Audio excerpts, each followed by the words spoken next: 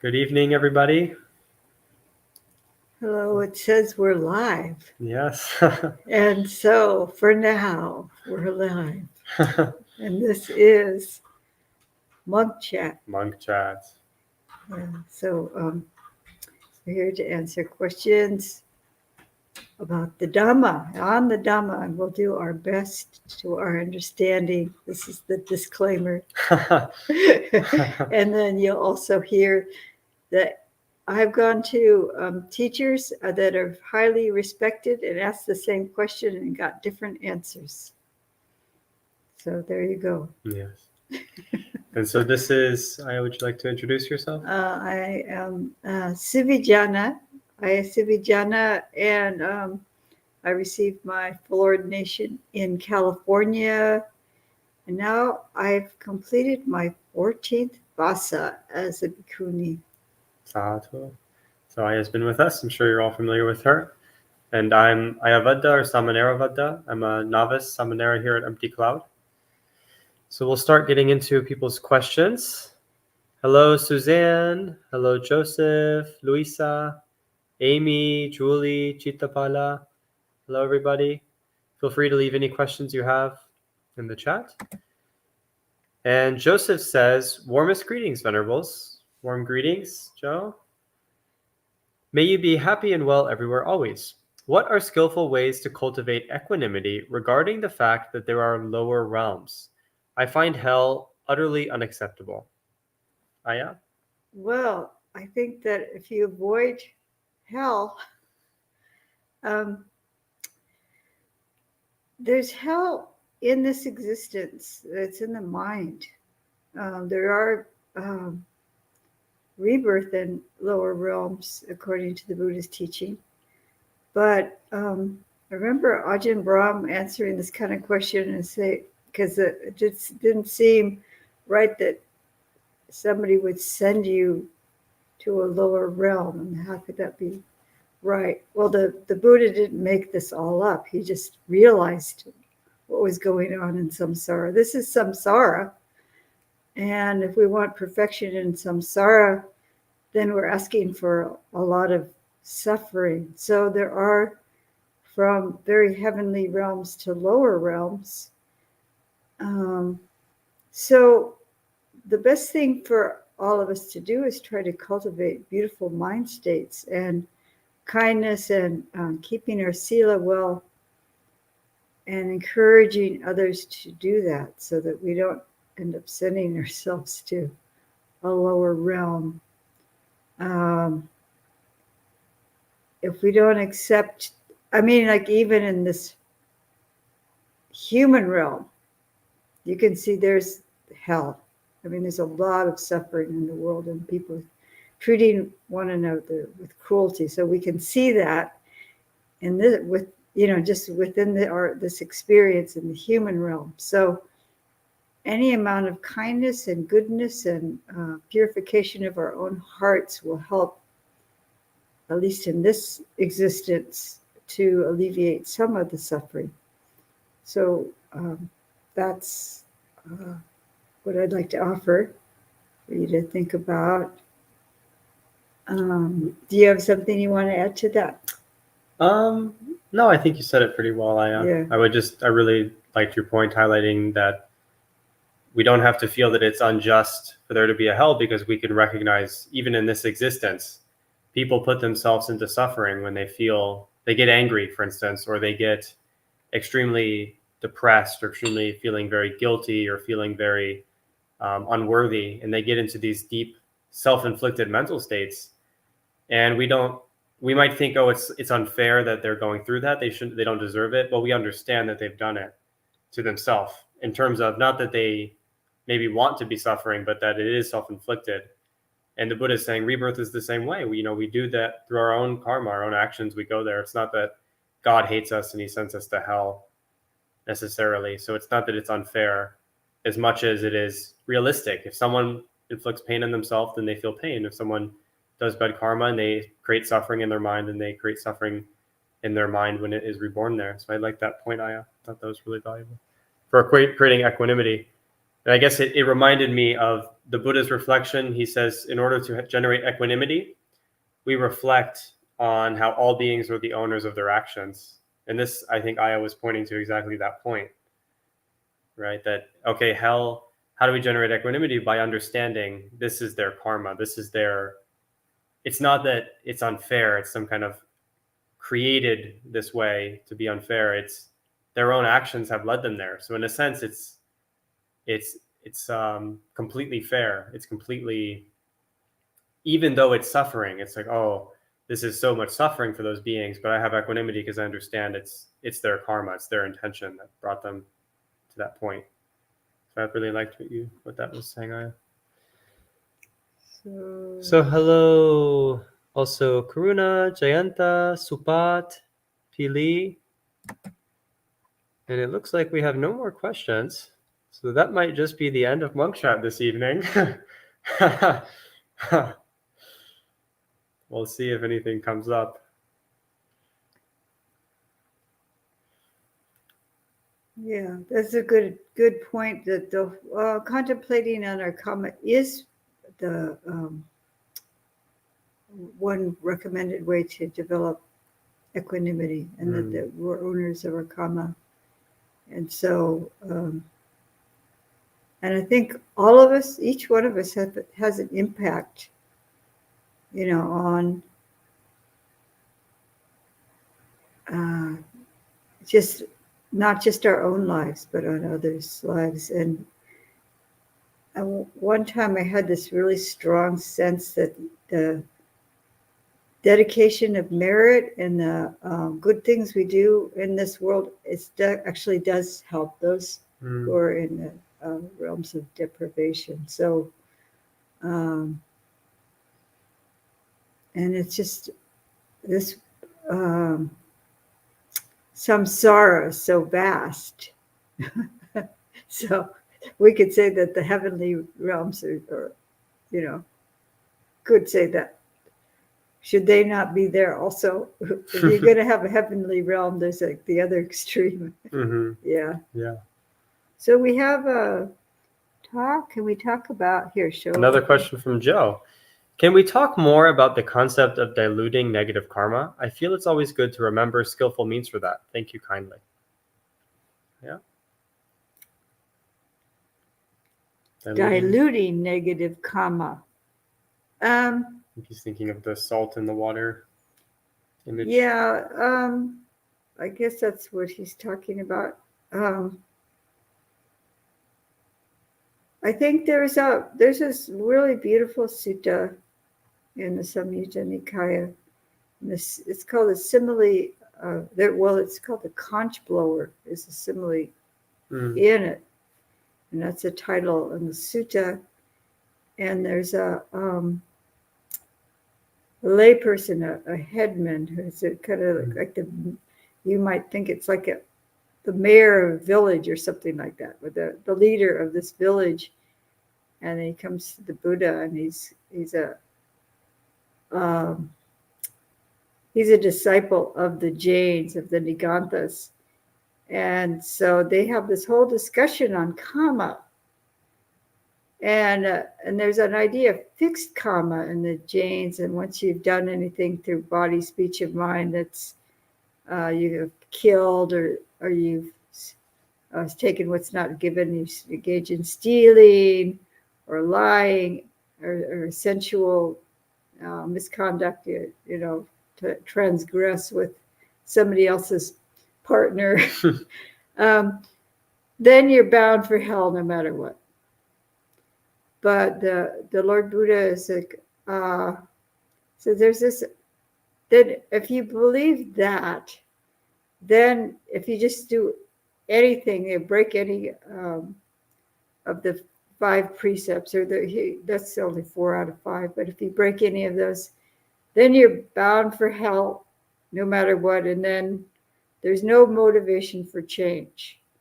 But first you have to realize, the Lord Buddha said there's a different approach to that, which is to see the harm, really to understand if we've done something, broken precepts, the 5 precepts are aimed at non-harming. So we understand the harm that we've caused. And we understand, okay, this karma cannot be undone. But this action I have done, like if I stole something, I might be able to, make amends and return it and stuff like that. But still, I had this act of stealing, or certainly if you've killed somebody or something, that can't be undone. It absolutely can't be undone. But you reflect on the harm, and then it's important to feel some amount of remorse to turn the mind away from that, and saying, making a resolve not to do that again.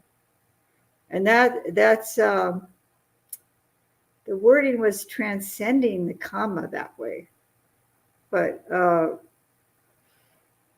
I think what it really means is we're transcending that tendency to keep doing those kind of acts. And so then, so we've made a resolve, and that's supposed to be really positive karma, to make a really strong decision and sticking with it. And so if you've devoted yourself to keeping the 5 precepts that you have a very strong motivation because you know the harm, and then you practice the opposite. So if you're avoiding killing living beings, if you've made a resolve not to kill, then you also are helping other beings. You've made a decision to protect other living beings. And even as something small like releasing insects rather than killing them, but you help them. Like I've taken seen insects in water and gotten a tissue and has taken them out of the water instead of just not caring you. So then you start having to care and concern for other beings.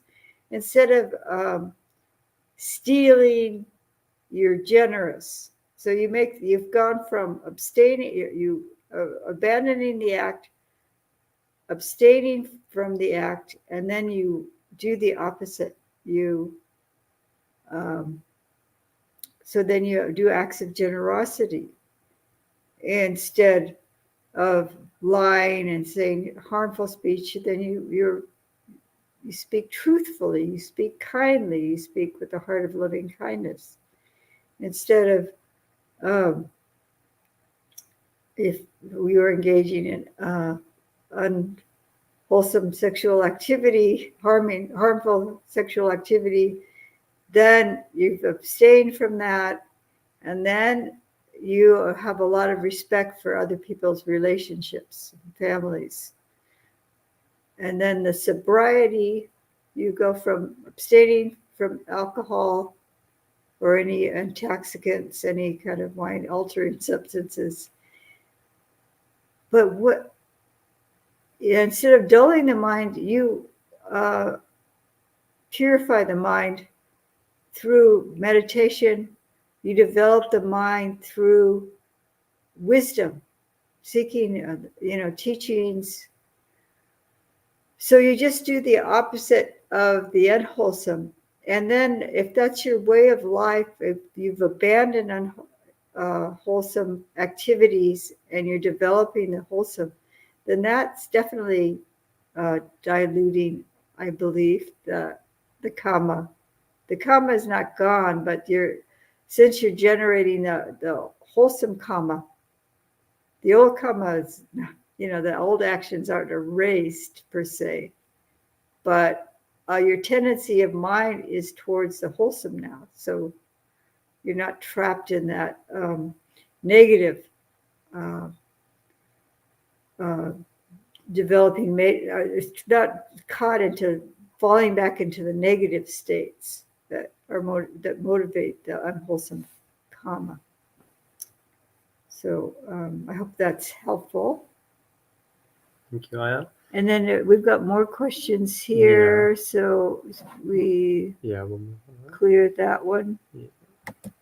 Okay. And then, So Chitapala says, I wish medical assistance in dying could be seen as compassion rather than breaking a precept and having negative karma. So I believe they're asking about medical assistance in terms of euthanasia being seen as compassion rather than breaking a precept. well, as monastics, we can't endorse or encourage individuals to do end their lives, but it's up to the individual and the families, and one has to be really careful that this is the wisest choice for this situation. So the families and the individual really needs to decide for themselves. And in some cases, it may be if a person's in a lot of pain, they're dying anyway. It's just shortening the dying process. Then that could be seen as compassion. And I don't know if there's like I haven't heard a real stance, any monastics have taken a stance against euthanasia. There may be somewhere, but I know there's I've heard Ajahn Brahm and Ajahn Brahmali being very compassionate about this very issue. But again, it's up to the individual and the families to assess whether it's the right choice. And I don't know if a person is dying anyway, is it really breaking a precept, or is it really, the karma has to be, I can't really, only the Buddha, Lord Buddha or an Arhat would know actually the exact karma for each individual.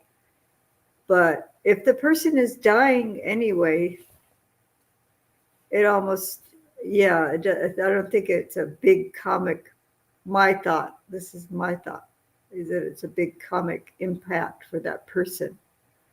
It would be different than somebody all upset and they're healthy and they're just kind of fed up with life and they kill themselves. The suicide is a different kind of karma. But if they've been living a good life otherwise and they do something like that, then they would have mixed karma. So it's not like their fate is sealed or something like that. So that's my understanding anyway. So I don't know if you have anyone in that's going through those kind of considerations, but there are guidelines too, legal guidelines, at least in California. I think the person should have a terminal illness and it's assessed by professionals that they have 6 months or less is their prognosis. So legally, there's some strong parameters. Yeah, and I would just add that we also make a distinction typically about difference between euthanasia and artificially prolonging or extending someone's life. So something like, are we obligated to put someone on a ventilator and leave them on a ventilator, right? Versus euthanizing somebody. Yeah, she's talking about Yeah, medically assisted. Yeah. Yeah, I just want to make this distinction because sometimes we might think, okay, well, if this person's going to die, we have to save their life. If we let them die medically, let's say we think, oh, they're going to die, and we have the option of prolonging their life with machine care or allowing them to die. And we think, oh, allowing them to die would be more peaceful. But if I make that decision, I'm deciding for them to die, right? Versus putting them on a ventilator, for instance, you decide for them to live or die. So you are, in a sense, assisting them to die because you have the choice. But we understand that. My understanding of how this kind of is from what I've heard of others and what makes sense to me is just my understanding is that there's a different choosing. If the body is already dying, that's the way of the body. So if we don't have to prolong someone's life as long as possible, because you can prolong someone's life for a really long time. And let's say they're in a state of a coma and their body is sustained by ventilators and things. You could prolong it for years artificially, even though it's completely artificial. So it's not, my understanding is that that's not mandatory. That's different from deciding while someone is living to end their life shorter, which can still come from a place of wanting to end their suffering. But there's also, my understanding is that the karma is a little bit different. If you're deciding, okay, I'm not going to prolong their life, I'm not going to intentionally end it. I'm just going to allow the body, if the body dies, I'm going to allow that to be the process. I'm not going to interfere and try to prolong it. Versus, I'm going to cut this quicker because there's a lot of suffering involved. So there's different types of karma involved in assisting death. We might think, oh, I'm assisting death if I decide not to prolong their life. But that might be a different decision, actually, than ending the life before the assisted care comes in. It's a different issue. It's actually a very different issue. Mm-hmm. Because it is, it's not making it medical intervention to sustain a life that is already dying. It's like, or the body is rescued from dying. And then the body without medical intervention would die. So that's a whole different story. And and then the medical people are the part of what happens. And a lot of times it all happens very quickly. So, but I think this is a different issue that she's talking about. That's good to know. So we should probably move on because I think we're getting more questions. So Robert, can you talk about what hiri ottappa is and when it moves to being unwholesome fear or shame? Hello from Jared, Clay, Mason, and Robert, your old Discord friends. Oh, hello, Robert. Hello. And also Jared, Clay, Mason. I knew them as a layperson. Are they all together? I don't know if they're together, but they might be. Okay. So, but hello. Hello, everyone. Hiri ottappa. Unfortunately, those original translation of those words, and it's really hard to find a good translation. But the hiri is your own sense of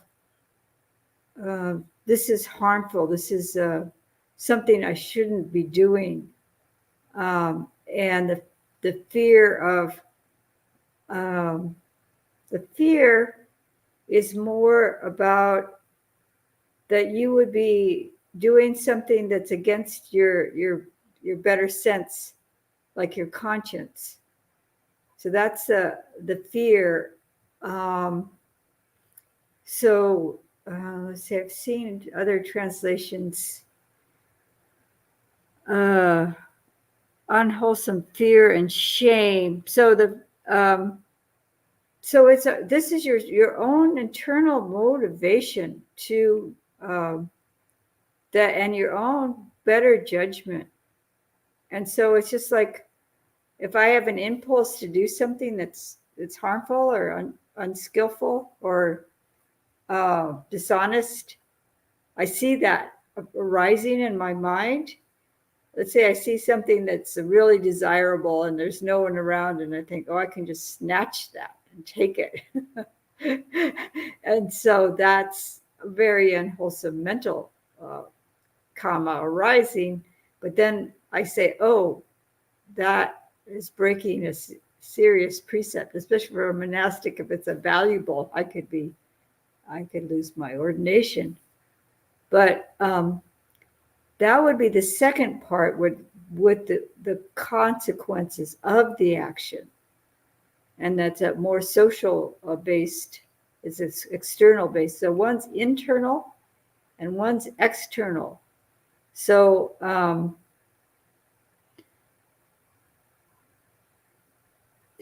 would be moving to unwholesome if unwholesome, that kind of preventing myself from doing the action.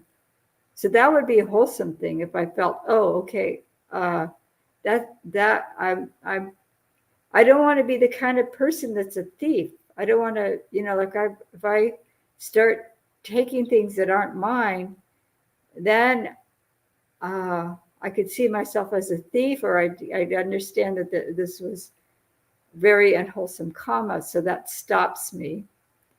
And then the fear of the consequences of my behavior. But that internal fear, being unwholesome,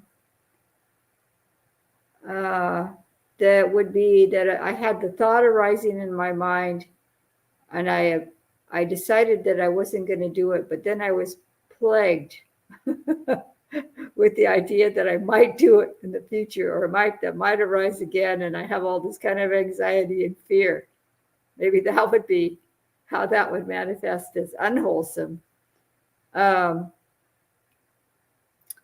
And shame, that's a very unfortunate translation. And also in psychotherapy, this word shame has become like seen as not healthy. And that's when you start seeing yourself as a damaged goods, or you're a rotten person, or I start identifying with some negative, like, because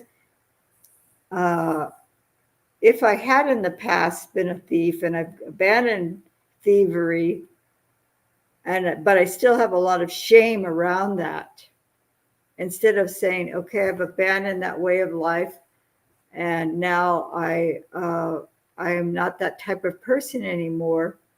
I'm carrying around all this kind of baggage and shame that way, and that's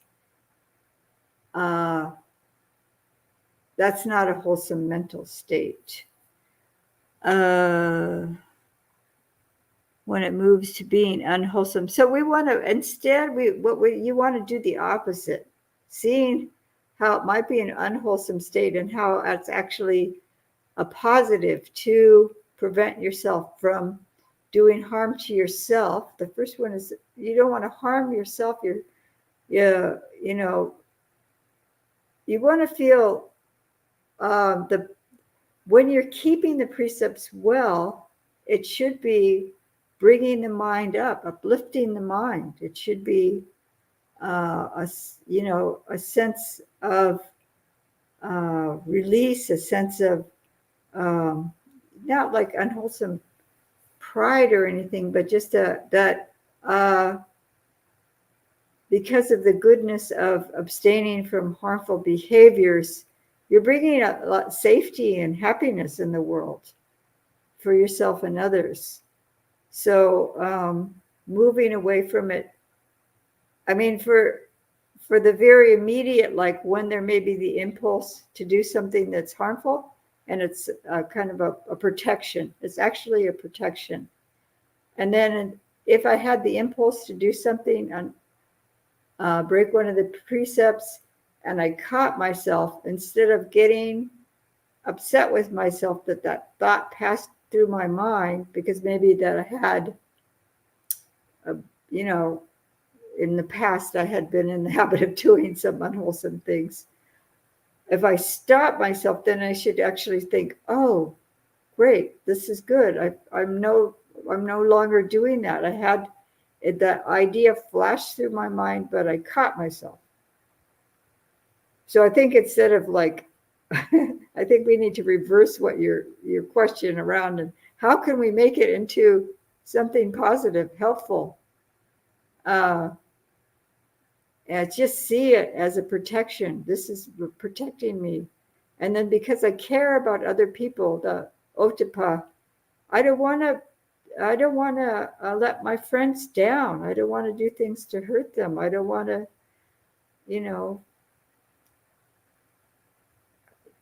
so I stop myself from causing harm. So then I can see it as caring for others.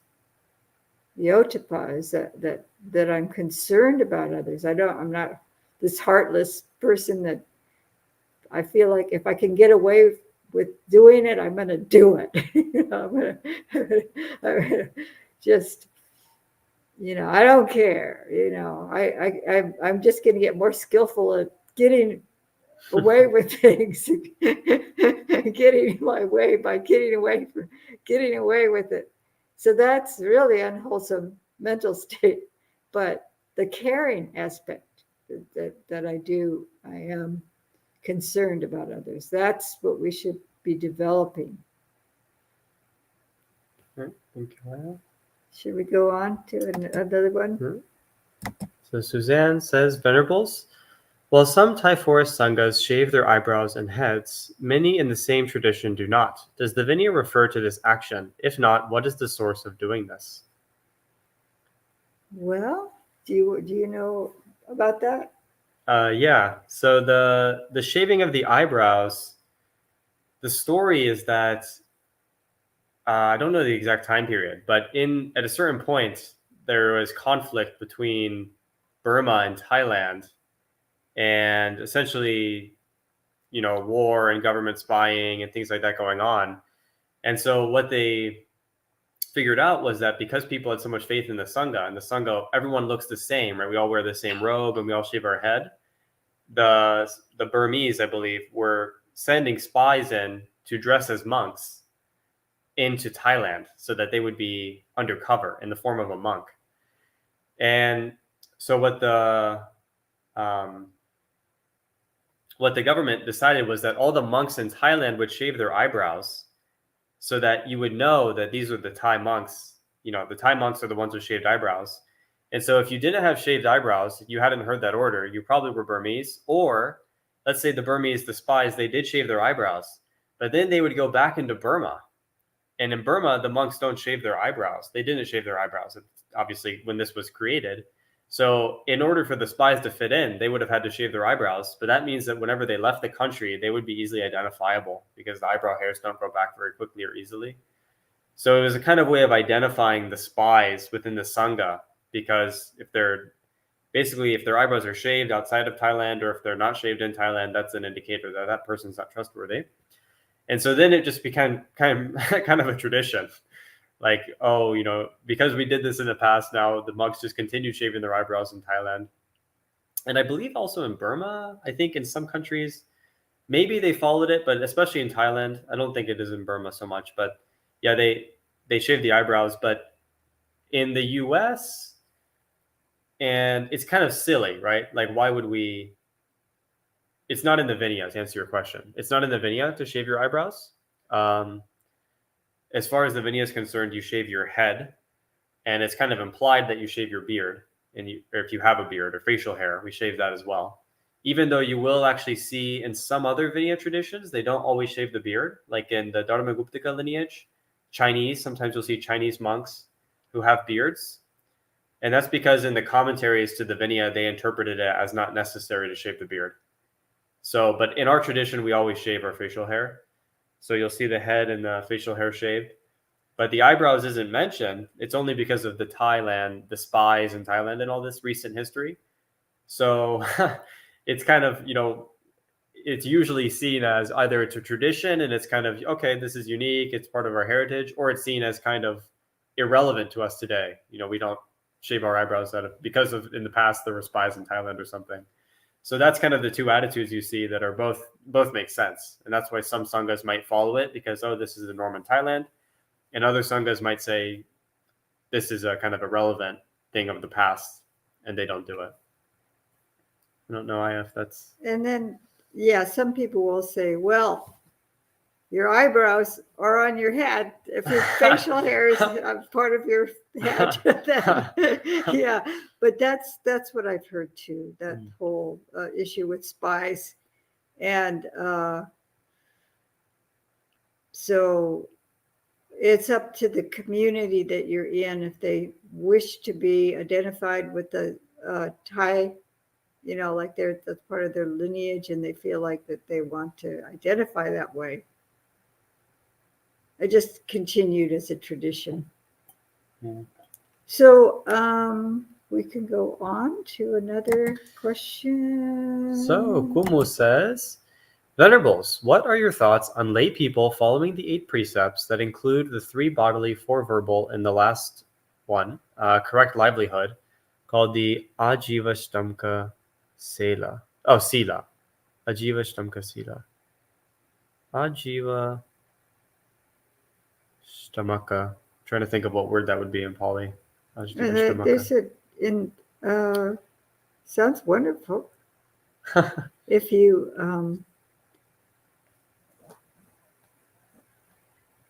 yeah, I think to really putting the emphasis on I've met people in the Sri Lankan communities.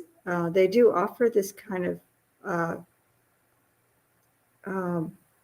emphasis on the breaking up the sila, not breaking it up, but being more detailed about the sila. And they're often people that are kind of leaders in the lay community. And so they take these lifetime precepts, 8 precepts. And somebody that I knew took them, and she said that the emphasis on the verbal was really important. This for her to be working with the 4 wholesome speech, this 4 parts of the wholesome speech, because you might think the breach of speech is just lying or maybe being harsh, but just to be more detailed with paying attention to when the speech is frivolous and so taking a lot more care with all the precepts this way, including the livelihood. In the livelihood, if you're keeping the other ones well, then your livelihood should be wholesome. I know there are a lot of people are troubled because in their job they may be doing things, especially around speech, where they'll especially if they're trying to promote something, or that they have to engage in a lot of frivolous speech in order to do well on their job. And there's a lot of dishonesty around in the job world too. So I think that's it's a really good practice. I think if you're in lay life, it's to be able to work with those. Yep. Always good to discipline ourselves in wholesome actions. PL says, is practice of loving kindness meditation a good way of diluting bad karma in the past? What are your thoughts?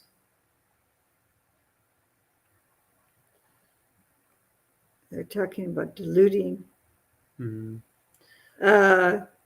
I think one thing is, I noticed this is a second one talking about diluting or karma.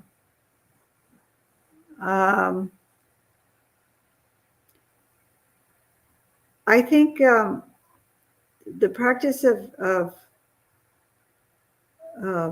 metta bhavana is really important for uprooting the unwholesome states that will prevent us, if we've uproot or replace the unwholesome with the wholesome, then we're not creating any more harmful karma. We see, or it reduces it greatly. So I think I wouldn't worry about the past karma, but just moving forward and creating the wholesome, or developing the wholesome states to support wholesome actions, and preventing the arising of more unwholesome actions. So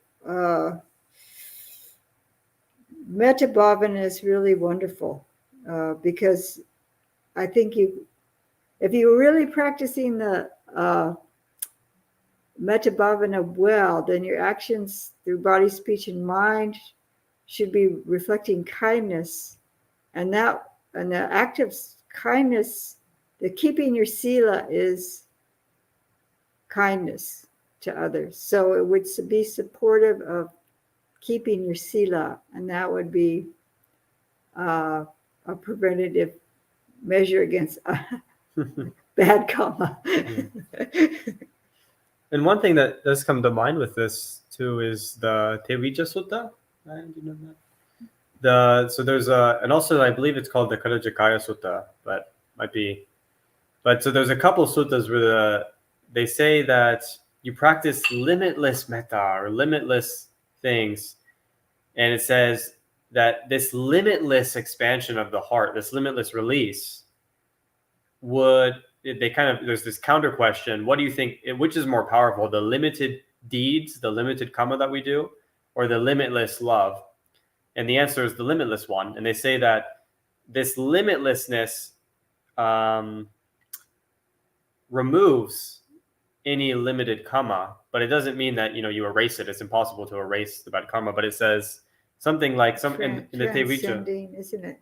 It's something, yeah. Yeah, and it says let any limited deeds be experienced here and now. So in this life, and in the next life, you completely transcend those. So it's kind of like, it's the image of diluting would be the best way of saying it, actually, because we do these limited things. So like, let's say one time someone says something and you're just, and you get angry and then you snap back.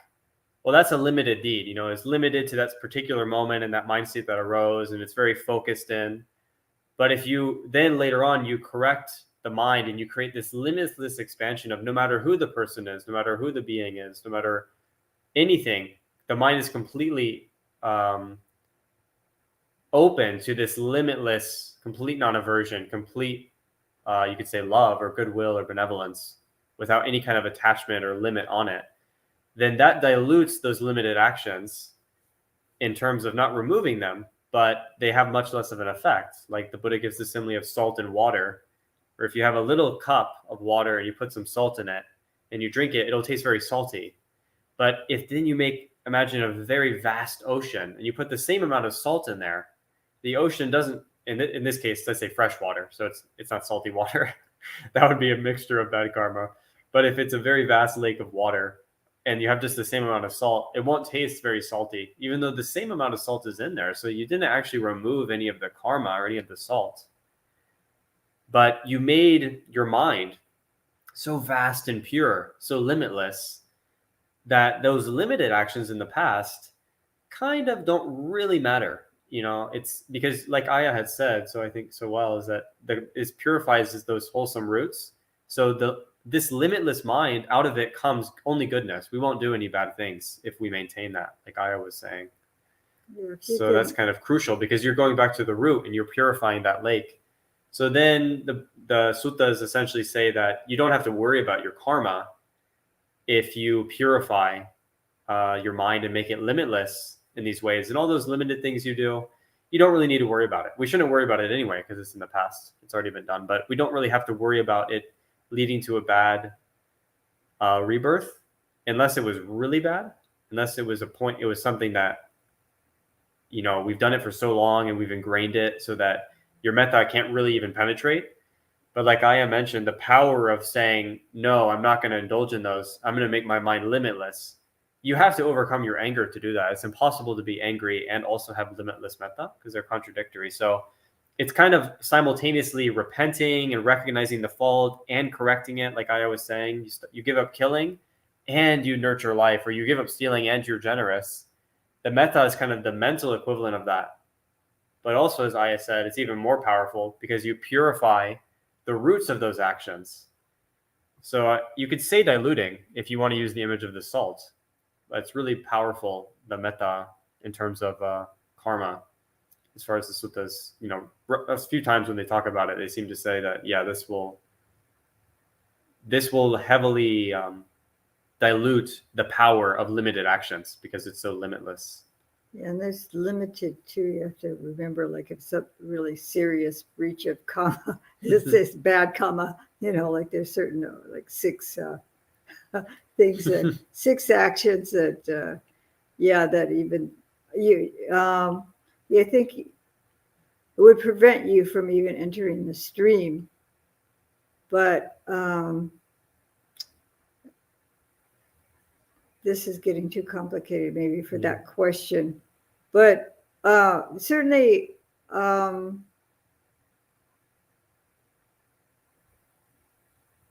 if you are able to uproot the unwholesome roots, then any negative karma would be negated. Actually, if you become an arahant, if you completely uprooted the unwholesome. So, but if you're weakening them and not falling prey to them, not acting on them, then certainly that's sending you in a good direction.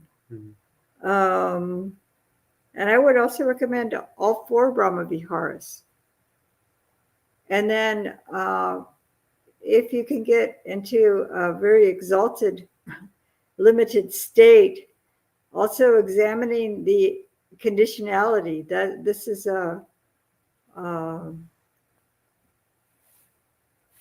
one way that you can develop insight along with the that boundless state that would prevent you from breaking or committing any harmful acts. And that insight potentially could lead to awakening. So it has that potential as well. Maybe so. Okay. Kumu says, in the suttas, Buddha explains directing the mind to attain the 3 knowledges after the 4th jhana. Can this be attained by any advanced meditator out there after that person attains the 4th jhana? Aya, do you have any thoughts? Any advanced meditator. Yeah, I think that other traditions, I think jhanic states were attained, but you have to have a right view, being developing right view. And that, and right view starts out as a mundane right view, and then it can be developed into the super mundane right view. But if you don't have any notion about the Buddhist teaching, then Adam, just any, so advanced meditator, just advancing through the jhanas and being accomplished in samadhi, you need insight. You need the deep penetrating insight, and you need to have, I think you'd have to have the, at least basics of the teaching.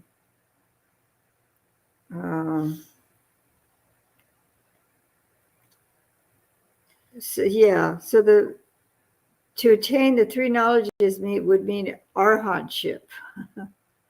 So unless you're a Sambuddha, you need to have a really basic teaching, and you need to, I think, really examine the view and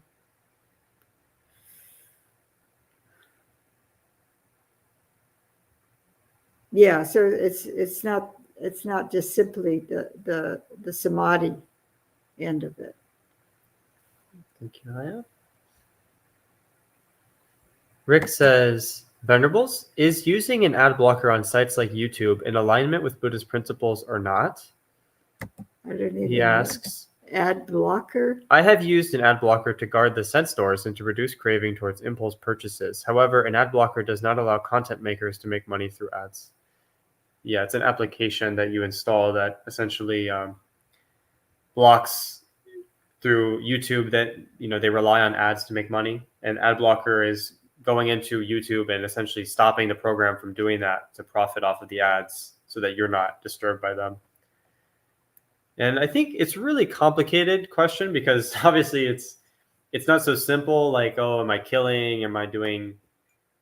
I guess in one sense it's complicated. In one sense you could say it's very simple. If you look at your 5 precepts, using an ad blocker isn't the 6th precept. It's not the 5th precept or the 4th, 3rd, 2nd, or 1st. So it's very simple in that regards. If you say my Buddhist principles are the 5 precepts, if you take that as one way of looking at it, then you could say, okay, am I killing? No. Am I stealing? This is where the question probably comes up. Am I stealing? Because this company is basically making an exchange. By watching these ads, you can use our service. And if you're using this ad blocker, it's stopping you from, it removes the ads from you so that you can use the service without the ads. And so the question would be, is it stealing? Right? So are you intending to steal? I would say it's not so complicated. I mean, it's not so simple as something like taking a physical object or taking property from someone else and claiming it for yourself, right? So if Ayasuvijana has her glass of water and I'm like, oh, mine's out. I think it'd be really nice if I just had my own water. And Ayasuvijana has one and I take it and snatch it. It's very clear that I'm stealing, right? It's very clear. Okay, I'm taking something that doesn't belong to me. And my intention is to take possession of it and to own it. Whereas something like a YouTube video streaming and they want you to watch an ad and you use another program that takes the ad away, it's not the same, but obviously there is something going on there. So it's less clear. So I would say you don't have to worry about it in terms of it's a big deal. It's clearly obviously stealing, especially if you're using it to develop yourself. But you could think about it as, okay, what is my intention? Is my intention that I want to use platforms? I want to essentially, you could say, pirate these things. I don't want to pay for them.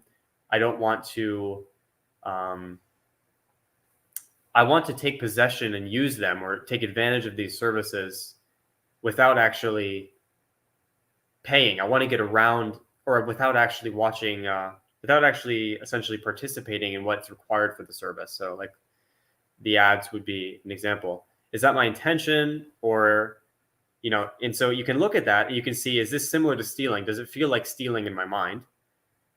And I would say if it feels like it's getting close to stealing, it feels like you're kind of cheating in some way, then that probably is causing discomfort in the mind, right? You might feel a little bit, this might be why you're asking, it might feel a little bit like, oh, I'm trying to train myself and the ads, maybe I tend to buy things if I see a restaurant in the local area pops up on YouTube, buy, this type of food, or buy this new blender, this kitchen appliance, and then you turn off the ads. You're like, okay, this is distracting me.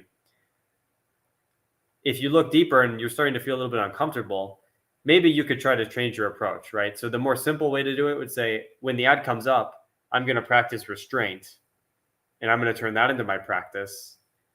That way I don't feel any discomfort around this being stealing, or I don't feel any discomfort around me kind of cheating to get free access to this service. Well, it sounds like you're paying, right? For an ad blocker, right? Well, usually you can pay, but sometimes they're free. Usually depends on the type or but anyway, the detail. I think, I don't purchase anything that is ads and things like that. And I can't even push something, a button to say to block the ads. There's some things where you say, don't show these ads. And you just do this manually. And I don't think that's particularly, there's enough people that are supporting Google or whatever else we're looking at. So I could say that because I'm just a freeloader or something like that, because I don't, you could take that away, I guess. I was just putting it back. So, I don't think we need to make it so complicated for our minds. If you just used restraint and didn't purchase anything, whether you watch an ad or not, it's not going to make any difference to the companies that are advertising or the, you know, on the paying the service. So I don't see it as stealing at all. It's just I mean, if you just don't turn on, I mean, like, you're really selective about what you look at too. Like, I'm just looking at Sutta Central and I'm doing my emails, and occasionally I do some searches, and then if the searches start getting too obnoxious, I just stop looking. So am I stealing? I don't think so. Yeah, well, the ad blocker is a program that goes into the site to remove the ads. Yeah, I know, but I'm avoiding looking at ads. Mm-hmm. And I'm not purchasing anything that supports any of the companies that put ads on. So am I stealing? No, I don't think so.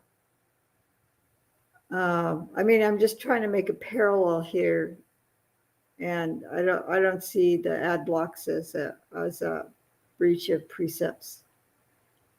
You're just protecting your mind. You're trying to add some artificial restraint.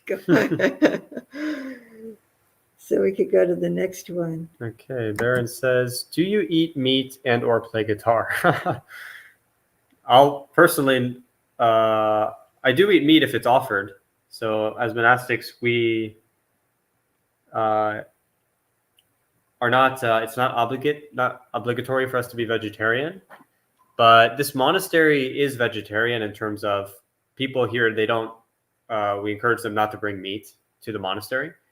But if that was what was available, if that was all that is available, or sometimes if we're on the street and we're begging in town with a bull, say on Tudong, when we're wandering between places, sometimes we're not in a fixed monastery, and we live off of what's given to us. We don't use money, and we only eat food that's given that day. And so sometimes meat is all that's available, or that's the only way to sustain the body. And in that case, yes, but it's not like, it's different from saying, oh, I'm a meat eater because I buy meat and I enjoy meat and, you know, I choose to eat it. We actually don't really have a choice we have a choice to put it in our mouth and chew it, but we don't have a choice to buy meat because we want it that day. We can only get it if it's given, and we're not even allowed to ask for it unless we have a medical reason. Unless we're sick and there's a medical reason, then we're not allowed to ask for meat. If someone says, oh, you know, if someone asks, what would you like to eat? We're not really supposed to say, I would like a big steak, unless we have a medical reason to do so. We should just, you know, ideally we wouldn't say anything. We would only put parameters that are for the health of the body. We wouldn't choose out of preference, but it's not necessarily against the rules. But meat is even more restricted in terms of we can't go asking people for meat unless we're unless we're sick. So I eat meat. I don't play guitar because that is against the precepts. Playing instruments, playing music, going to concerts, that's against our precepts as monastics. Aya, do you have any guitar or well, eating meat? We are prohibited from eating meat if we suspect or know that an animal was killed for our sake. Like, we knew somebody went fishing. They went on a fishing trip specifically to catch. I'm going to make a special dana for the monks, and I'm going on this fishing trip, and I'm going to get this kind of special fish. And so we heard that that's what they did, and we couldn't eat their special fish if we know that it was specifically, or an animal was slaughtered specifically. And that, you know, that happens less in this country, but it can happen actually. But I mean, I imagine even wandering in Italy, there maybe small farms, and if they hear you're coming and they slaughter the pig or the chickens or something to feed the monastics, then we would have to say no. Yeah. If it was specifically for our sake. Mhm. I take it if it's offered, but I don't really. I was a vegetarian for different periods of my life, and I was a vegetarian before going into monastic life. But I was finding that the vihara, the monastic residence that I was at, sometimes I didn't have very much choice. I'd either eat a very unbalanced diet, or I started eating some meat, because otherwise, it wouldn't be healthy. And then I remember one time somebody asking, they said they were really excited about bringing pepperoni pizza. And I discouraged them. This was, I was in Anagarika, actually. And because I didn't want to eat meat, and the people got really upset with me that I didn't want the pepperoni pizza. I had a strong aversion to it. And so, and I was hearing them grumbling, she doesn't want to have she wants vegetarian, and just very, So you kind of have to be careful what you say. And then having the monastery, that's much more easeful to have a statement from the monastery. So, and there are some people that have been vegetarian so long, they don't have the enzymes to digest the meat. So they have a little choice. So it's an individual choice for the monastics. But unless we hear that the animal was killed for the purpose of feeding the monastics, then we're supposed to refuse. Mm-hmm. And I used to play guitar, but it's against the precepts to play musical instruments, sing, dance. I stopped playing guitar though long before I went into robes, because of my lifestyle changed, and that was as important. I never really, I was never a rock star, skilled musician. It was hard to stop singing though. That was a breach of precepts for me from time to time. So I guess we can move on. Okay. ST says, why did both of you decide to become monastics, and how old were you when you ordained, and what do you miss most about lay life? So maybe just briefly, because we're starting to get more questions. Yeah, just very briefly. Oh, dukkha. That's why I went forth into monastic life.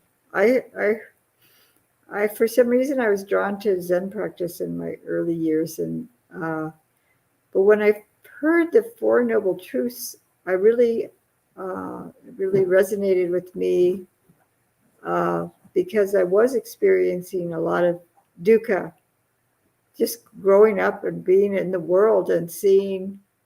It was the Cold War era, and just the idea that human beings can annihilate one another. And they are. And just so much suffering that we inflict upon one another, let alone just the sickness, aging, and death, which is innate with being born. It's part of the package when you're born. But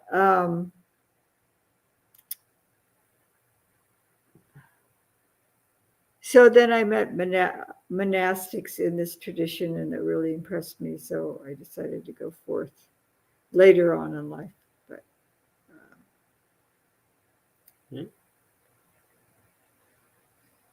yeah, and I similarly ordained because of the Four Noble Truths and the Dhamma, the Buddhist teachings. and the reality of the Buddhist teachings. So that's the simplest way to put it, really, is experiencing the unsatisfactory, ephemeral nature of everything and the craving, perpetuating it, and just kind of the meaninglessness of that. And the suffering that results from it. That was really, really resonated with me. It really was my experience. And also the release, all four noble truths, really. And also, how old were you when you ordained, Aya? I was in my 50s. And I am 19 and ordained this year. And Rick asks, Venerables, how much energy should we put into creating external conditions that support meditation and daily life practice? How do we know when we are demanding too much? Well, external conditions, is that what you say? Yeah. How much energy should we put into creating external conditions that support our meditation? Yes. This and is daily because I practice? think we need to put a lot of internal conditions is probably the biggest, how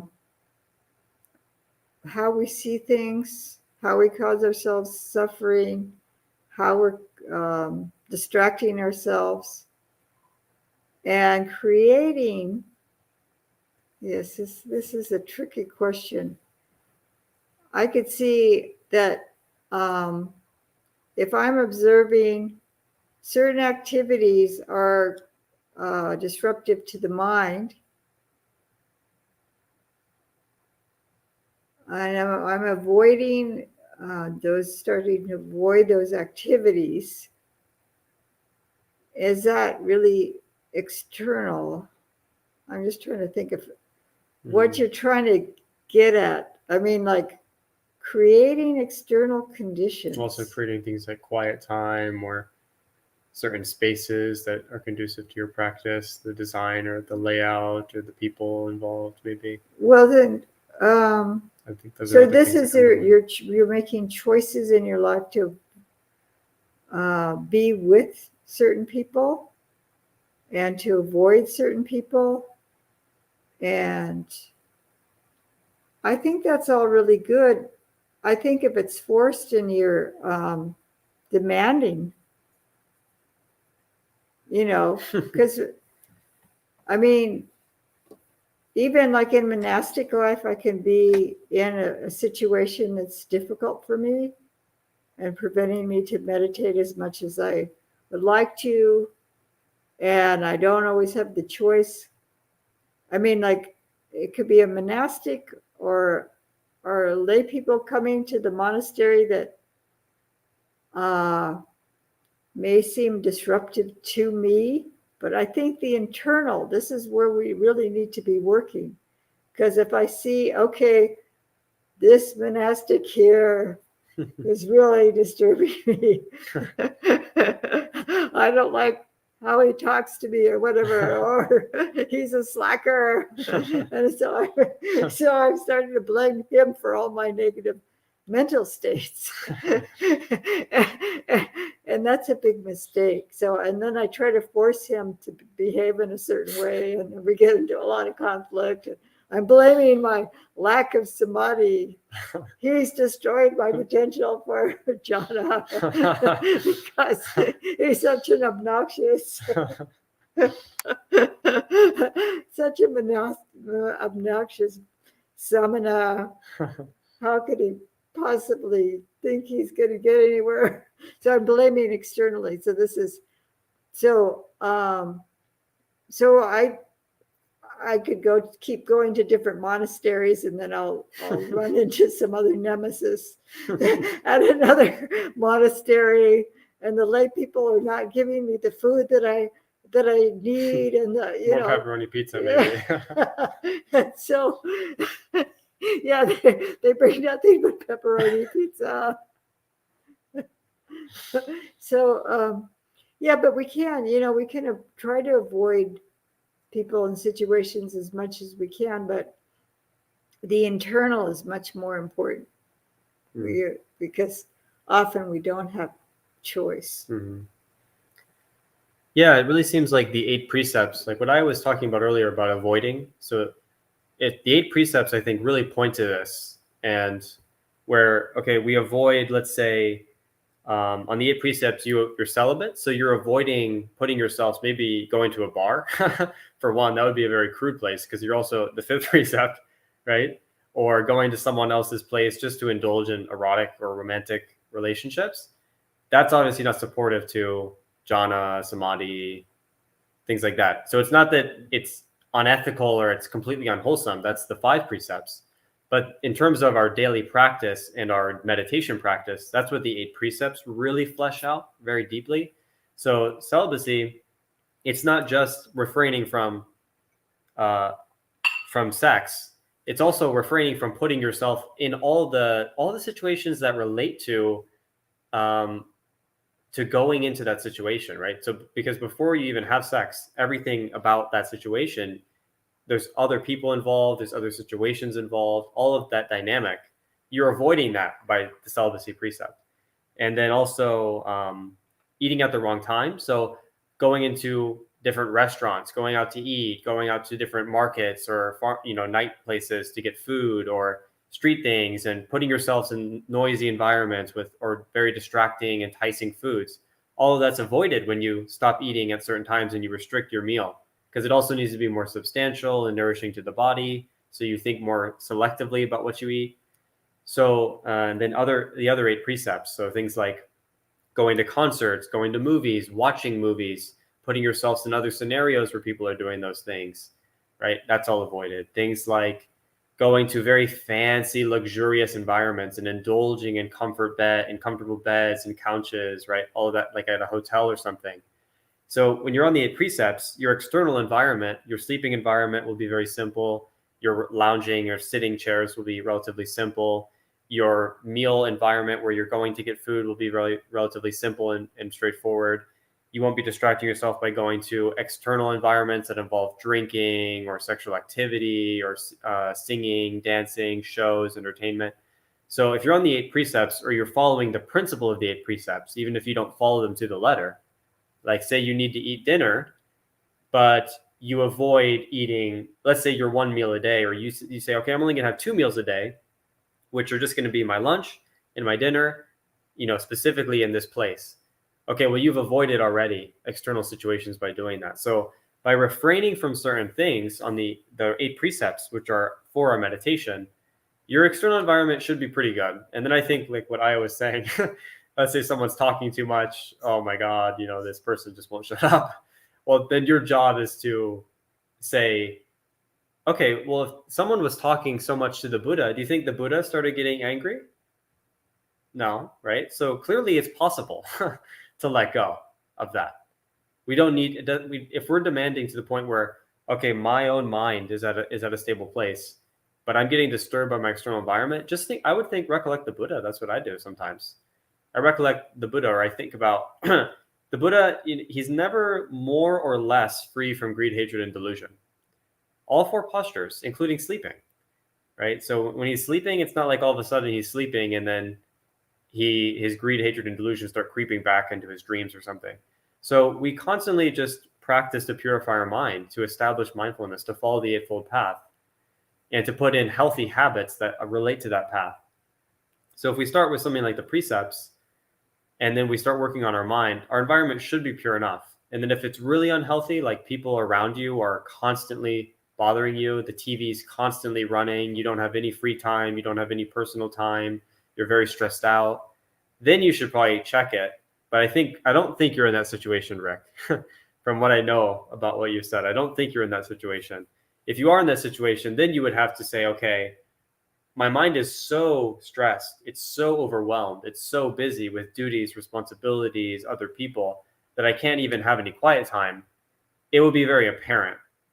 So I think in the realm of common sense, okay, do I have the time to meditate? Do I have the time to calm down? Am I acting in a way that isn't putting myself in external situations? And then it should be pretty apparent, actually, once you do start to get that peace, the things that disturb your mind, it'll be very clear what those are. Become very clear. Oh, okay, when I go there, or when I talk to these people and I'm in this kind of social environment, it's kind of the opposite of my meditation practice. So then you don't put yourself in that scenario. But if you do find yourself in those scenarios, you don't think, oh, this is the problem. The problem is your own mind. So it's just that if it's a regular habit or a regular thing, then you can adjust it. But if it's just occurring, or it's a necessary part of life, then you don't blame other people. You always look at your own mind. But if it's too much for your own mind to handle, if your mind is so stressed you can't even calm down, then you know, okay, my mind isn't in a point where I can even handle my response to this stimuli. So that's the internal. And demanding too much is that things are out of our control, basically. So the internal is the most essential. And then if it's a bad environment to be in, if you have a possibility to put yourself in a better one, then do it. So we should probably maybe we have each one minutes. Maybe we'll go pretty quickly here. Let's maybe just one at a time answering the questions, because yes, Wise Man says, when we send loving kindness towards another person, but they don't know about it, is it for the benefit of ourselves or the other person? If so, what is the benefit they are receiving? I say both. And the benefit for the other person, I really believe there's a really subtle impact. The mind, depending on the strength of the person's practice, can really affect a person. And they've done studies with prayer, actually, where there was a blind study where people didn't know that someone was praying for them in a hospital. And they actually divided the patients into two, like maybe the patients in the even rooms got prayed for and the ones in the odd rooms didn't.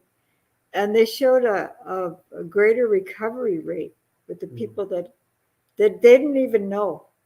And when you do know that people are thinking about you, sending you loving kindness, it's even greater. So it's an uplift for both. Let's just keep going because we won't.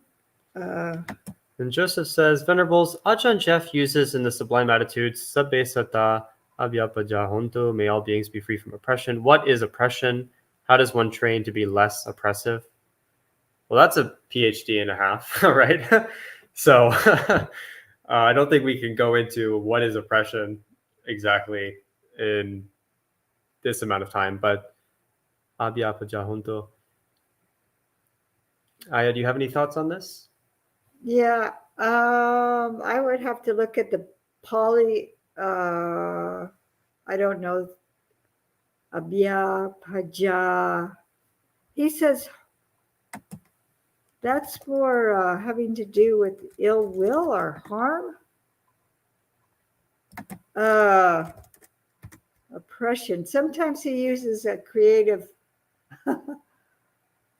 translations or something that's not the common use of the word, but it works. Bhyapaja. So freedom, abhya. Isn't it like ill will? That Trouble. Has Trouble, relief, malevolence. Malevolence. Yeah, I've seen, sometimes I've seen that as ill will. Well, I think so abhyapaja would be freedom from that. And it's interesting because they can be internally or externally. So causing negative mind states and harmful mind states internally, or wishing that would be happening to me, that I would be receiving harm. What is the whole sentence? How does one train to be less oppressive? So causing trouble and grief and violence on people. Yeah. So all actions of body and speech come from the mind. So if we're working at abandoning anger, looking at even the most subtle irritation arising. If I feel myself feeling irritated, or it starts out very subtle.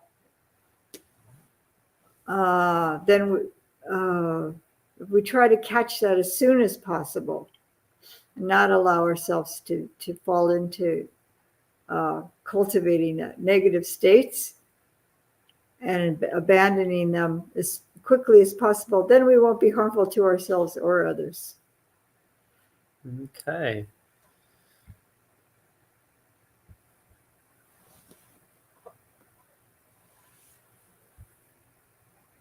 Kristen asks, Venerables, would you agree that for Western minds, and practitioners especially, that most of the ill will is self-directed rather than to others? I noticed that for myself, addressing self-directed ill will with metta practice has been much more helpful first before directing to others. So that's a classic. I think it did start for Westerners, but there is a classic starting with oneself to direct to metta bhavana towards oneself. And for a lot of Westerners, it's really even painful and difficult to do that. And then we have this training that we're supposed to be so-called selfless, so we put ourselves last and we put ourselves down and all this kind of thing, and that shows that we're not egotistic. But that's not across the board. There's other people that are quite self-centered in the society.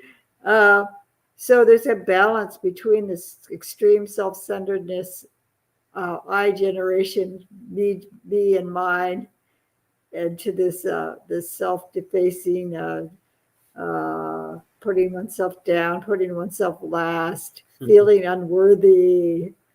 So that would be the self-directed ill will, not forgiving ourselves for making minor mistakes. But we don't want to just kind of plaster it over with thoughts of loving kindness. We have to look into our own hearts and see that.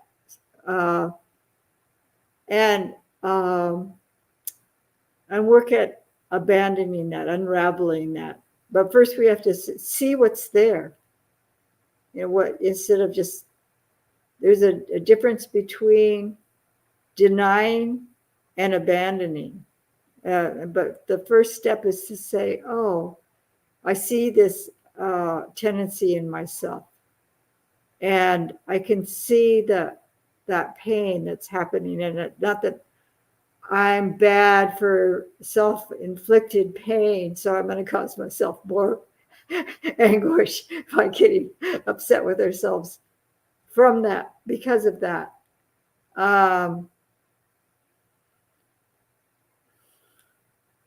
So we have to be really patient and gentle with ourselves. And just working at, I think, forgiveness and awareness and forgiveness, working with those two things, aware of how we're causing harm to ourselves by having ill will towards ourselves. And then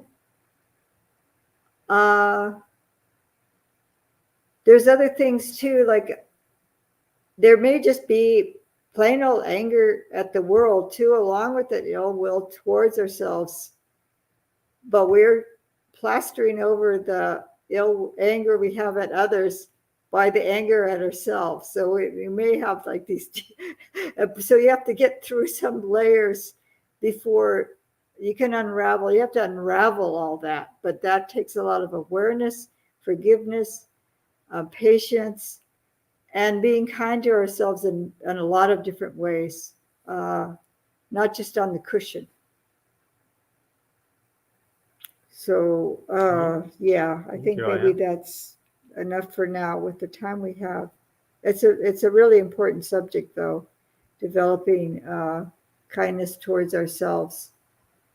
Okay, great. Self-honesty. This is Okay.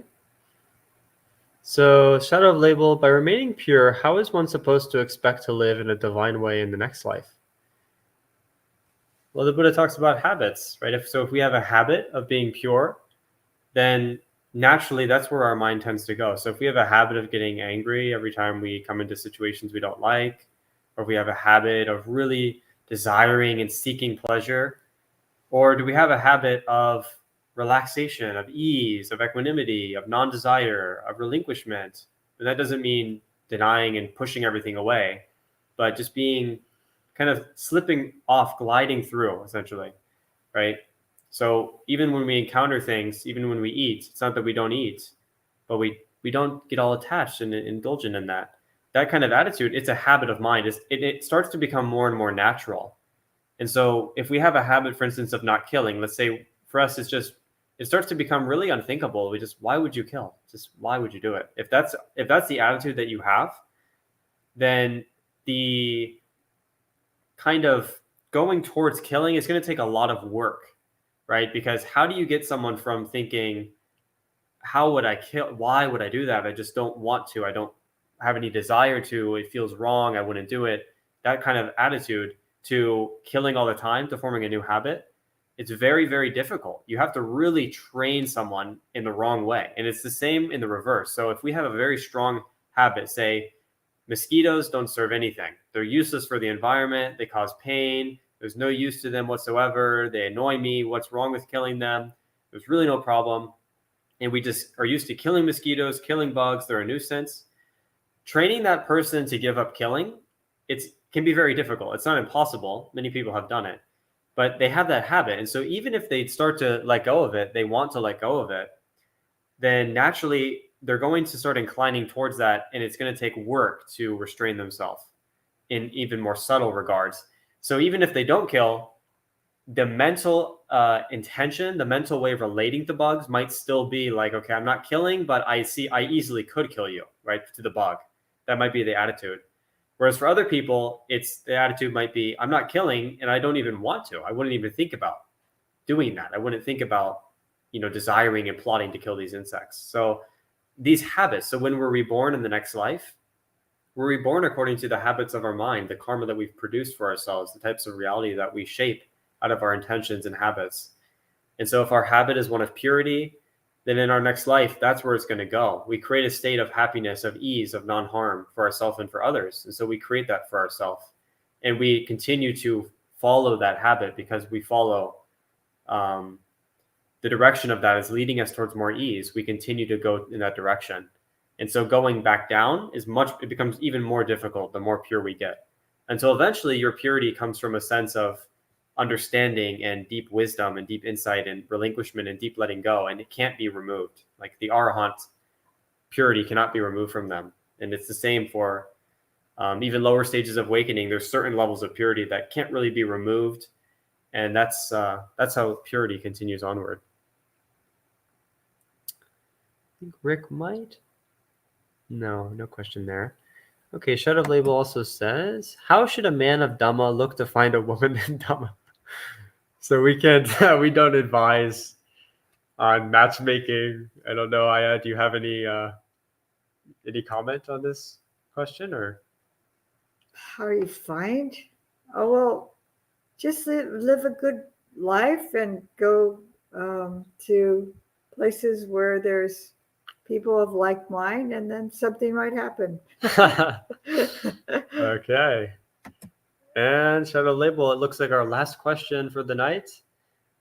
When does reincarnation end? It's a big one. Oh, so there's rebirth. I don't know if there's really just a difference in term, or we use the word rebirth rather. When does it end? So arhatship. Yeah, it What's ends. that? So when we completely destroyed greed, hate, and delusion, and we have the right view that sees the Four Noble Truths clearly and understands karma well, and yeah. So why, Aya? Why? How does that end it? How does it end it? Because we see there's ignorance that perpetuates the rebirth, and the craving that perpetuates this is the Four Noble Truths. We see how the craving is driving us on from birth to birth to birth to birth, which gives us death to death to death to death.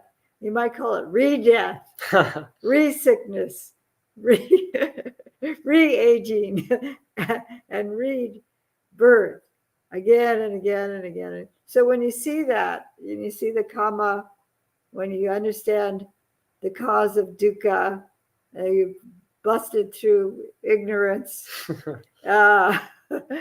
You've seen your own past lives, and oh my gosh, I've been doing this for eons. I just need to get off the bus here. Stop the bus. Stop samsara. I'm getting out of here.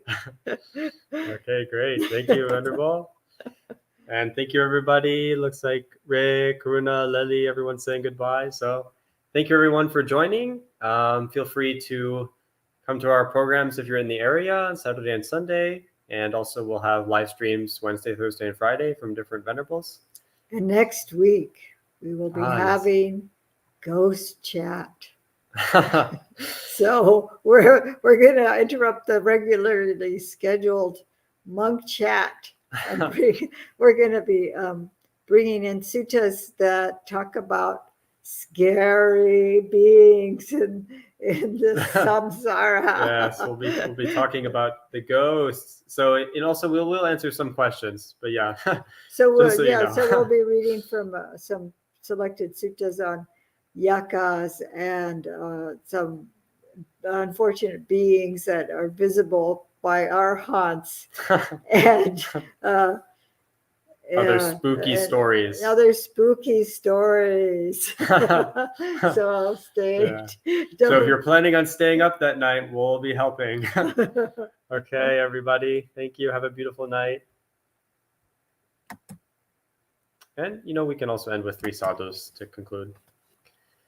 Sadhu, sadhu, sadhu. Buddham Dhammam Sangham Namasama.